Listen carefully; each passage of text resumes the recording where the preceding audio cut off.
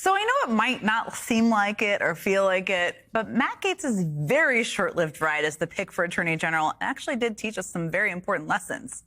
I mean, for starters, it reminded us that the vetting process for cabinet members is kind of important. And that probably shouldn't be breaking news to anyone. I mean, given it's a process that presidential transitions of both parties have engaged in for decades. I mean, for anyone who has been through it before, it can feel a bit like an invasive exam. Call it a colonoscopy, call it a root canal, call it whatever you want to call it. But my point is that it's just not exactly pleasant. I mean, typically, the transition team asks you everything about your background. They ask about your clients, your financial records, your personal life, and you're put through an FBI background check, which often involves the FBI even calling your friends and family and asking them even more questions. Then you go through hours of interviews about what they find with a team of lawyers. That's just some of what typically happens before you were even offered one of these top jobs that require Senate confirmation. And that makes sense, because they are some of the most important jobs in our government. Now, of course, as we now know, and maybe you're not surprised by, Donald Trump is taking a bit of a different approach. And as we saw this week, that can come with certain consequences.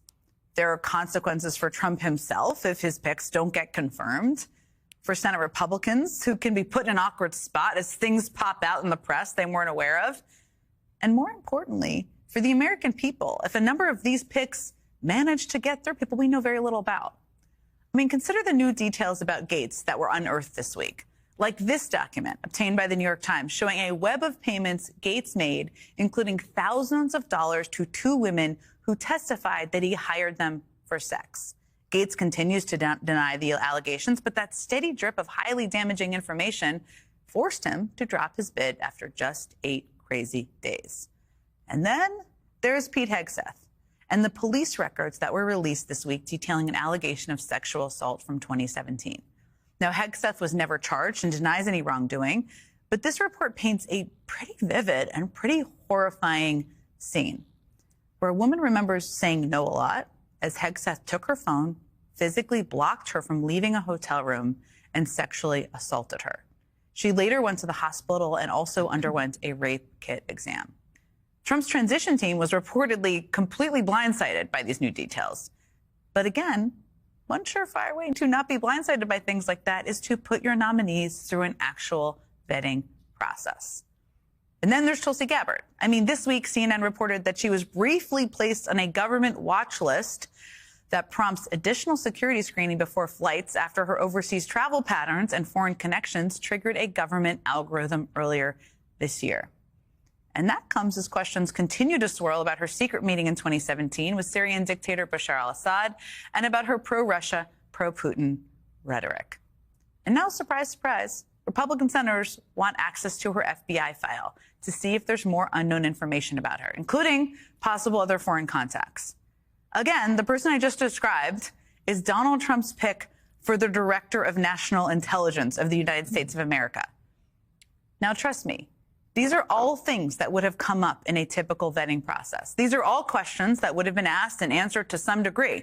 And look, let's be honest, maybe Donald Trump would have moved forward with all these nominees regardless. We don't know that. But these are all things that the Senate, and most importantly, the public, deserve to know about the people who are going to serve in incredibly important, high-ranking government roles.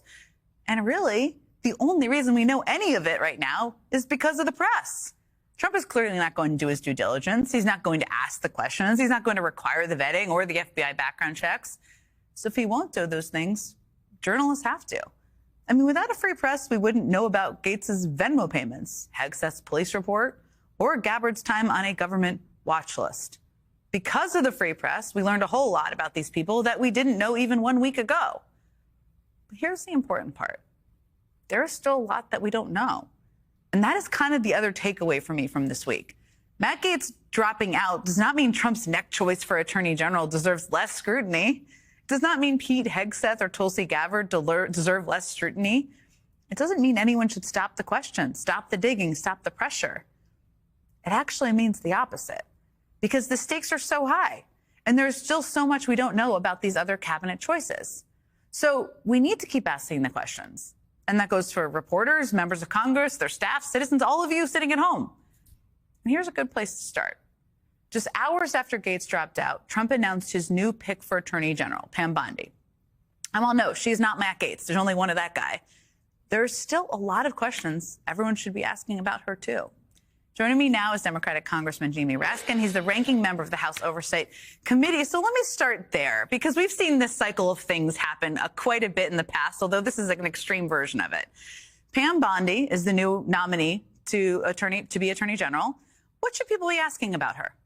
Well, one of the functions of doing the background security clearances and the regular vetting process is that the basic facts can be out there, and then we can focus on somebody's ideas and what they've actually done. And so in some sense, all of this scandal serves them pretty well. I mean, if you think about the case of Hegseth, well, we're focused on the alleged sexual assault that took place with this woman. We're not focused on the fact that he says women should not be allowed in a combat role. And we should be, absolutely. It's part of a whole gender ideology he has. Now, Bondi, again, we're just piecing together the details now, but she's somebody who's been a very loyal Trump partisan, including on election denialism. So she's gone on TV to echo election denialist claims. She has made false allegations about cheating in the 2020 presidential election, which still they adhere to, even though, we have 60 federal and state court decisions rejecting all of their fraudulent claims. And she has played that role for Trump all along. So she's a very loyal partisan. So in her case, I think we've got to be focused on what are they going to do with the Department of Justice? Are they going to convert this institution, which has been an implementer of law enforcement and has improved dramatically over time, into the president's personal law firm and an instrument of vendetta and retribution? This is such an important point, and I've talked a lot about the qualifications piece, too. I'm so glad you raised that, because the Washington Post is reporting that Donald Trump plans to fire the entire team that worked with Jack Smith, perhaps not a surprise, in the 2 federal cases against him, and they've also said they're going to resign, including career attorneys typically protected from political retribution, all of them. He also plans to redirect DOJ resources to investigate the 2020 election. Pam Bondi is somebody who would be leading the Department of Justice. I'm sure you're horrified by that. I'd love to get your reaction. But I also wanted to ask you, people feel very powerless out there. What can Democrats do if that's where Donald Trump wants to move the resources of the Department of Justice? Is there anything that Democrats can do? Well, look, the Trump was not elected with any kind of positive agenda for the country. I mean, his most detailed agenda was around immigration and deportation. They are already starting to try to alter laws around the country to build in a political advantage, like in North Carolina, where the Democrats swept a lot of the state constitutional offices. The outgoing Republican state legislature is trying to entrench Republican power, taking powers away from the governor and giving them to the state auditor. And I view what I think we're about to see at the Department of Justice in exactly the same light. They want to go back to all of the lies about 2020, which have been debunked ad nauseum.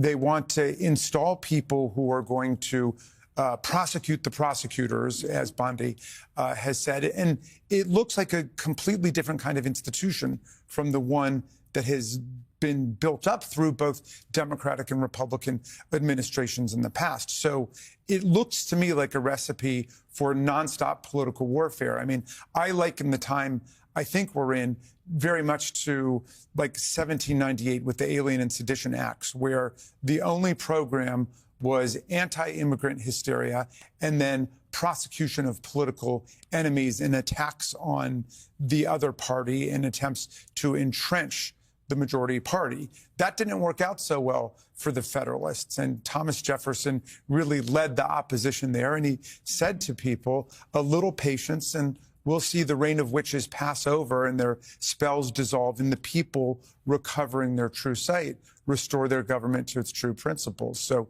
he urged people to have patience, but also to be strong and to persevere through a period like this.